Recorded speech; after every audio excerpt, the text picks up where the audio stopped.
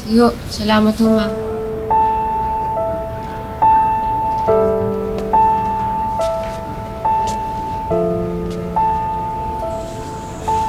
Ano?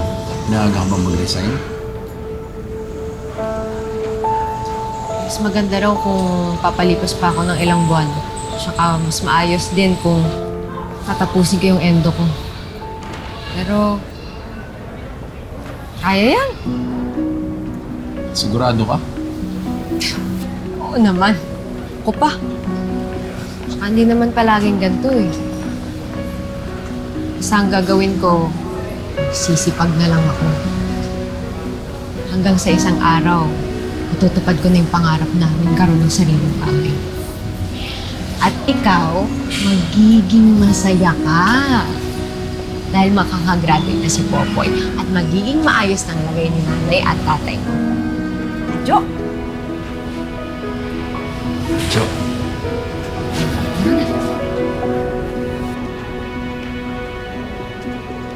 Melissa, asan nga pala yung sample at saka yung presentation para din sa tinatapos nating formula?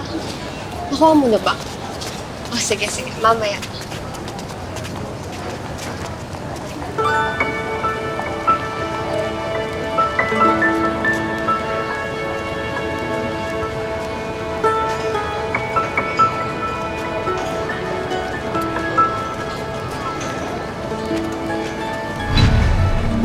Hanapin mo kung nasan ako dyan. Ito ba, Nay? Wow! Champion ka ba, Nay? May medal ka, oh? Ma?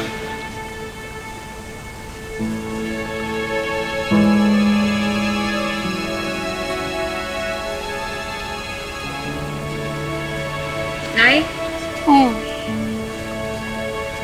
di ka po ba nagsisisi na nagkapamilya kayo agad? Di ka tuloy nakagraduate ko. Hindi naman ito yung original kong plano para sa buhay ko. Pero tingnan mo ako ngayon. May asawa. Dalawa pang anak na mahal ko. Wala akong pinagsisisihan. Alam mo, Nay, balang araw, mag-aaral ako dito sa university na to. Tsaka makakagraduate ako para matupad yung pangarap natin.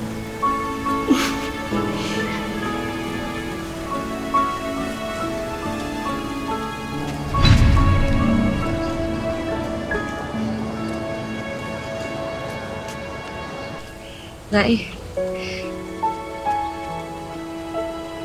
dito na ako sa USAP.